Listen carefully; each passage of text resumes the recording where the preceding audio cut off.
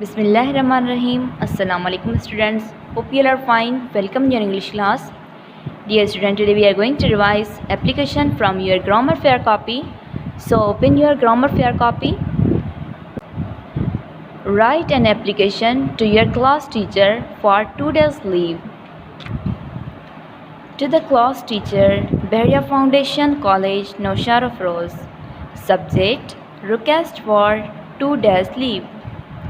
Respected Madam, with due respect, I beg to state that I am suffering from fever and cold since yesterday, so I cannot attend my school. Therefore, kindly grant me 2 days leave. Date. Dear student, जब आप fever की वजह से school नहीं आ सकते, उसके लिए आपको 2 दिनों की छुट्टी चाहिए, तो यहाँ पर आप वो डेट लिखेंगे जिस डेट की आपको लीव चाहिए. You are obediently XYZ.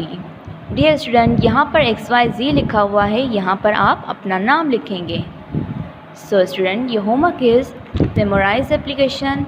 Send your memorization work in WhatsApp group. Hope you understand. Allah Hafiz.